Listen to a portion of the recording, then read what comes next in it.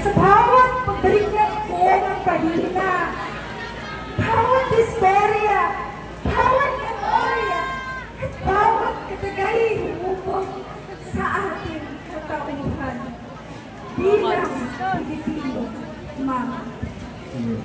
Magandang araw sa inyong lahat. Ako, si Grace R. Morales, ang magre-representa sa grupong Blue Centaurs. At ikinagagalak kong ibahagi sa inyong harapan ang aking piyesa bilang gata, kasaysayan ng bayan, kasaysayan ng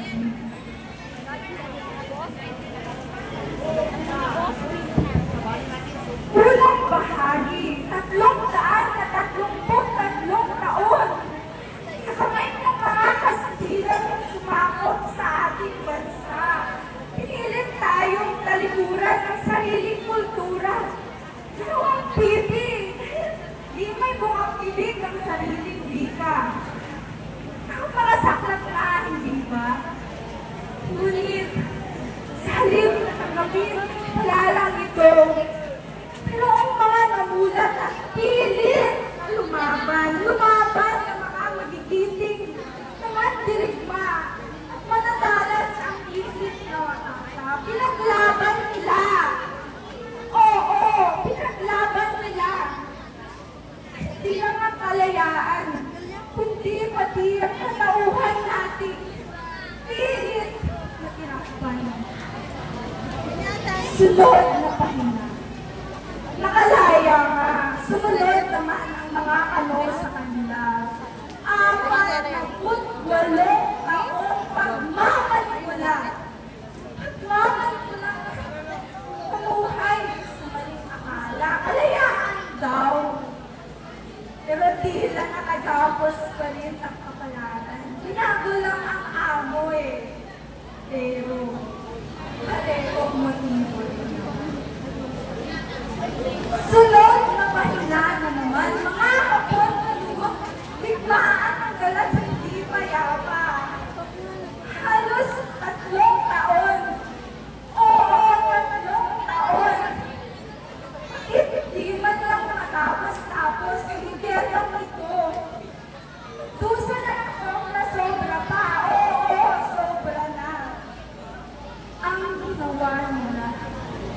Nilang mga banyagang wala nang iba pang ginawa, kundi ang maabang ng iba. Isinara ko ang libro at tumingin sa kasalukuyang nakakabigo. Siguro yung mga bayani noon, sa atin, sinasabi, lahat ng iyon, para lang sa ganito. Nangyari ang lahat ng iyon.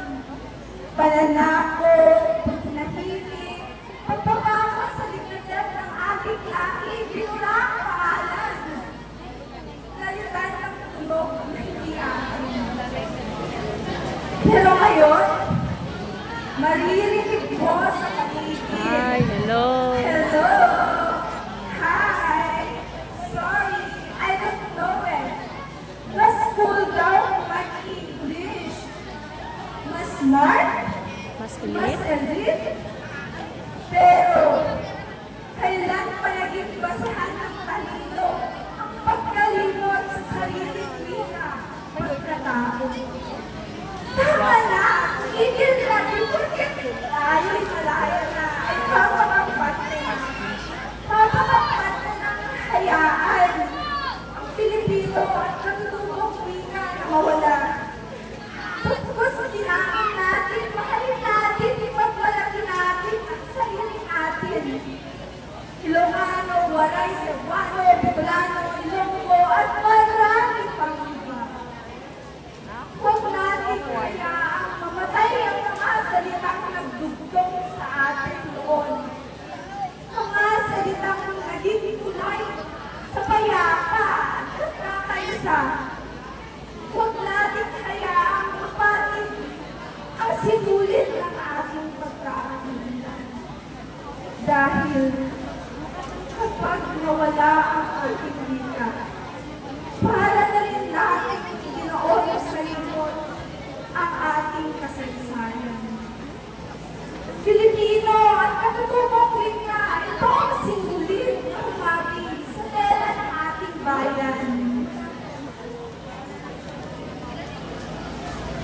bawat salitang Pilipino na iyong pinipigkas at sa bawat natutubong wika na iyong tinataguyod ay may kasaysayang humahawak sa iyong kamay at may pinapakasang sabay natin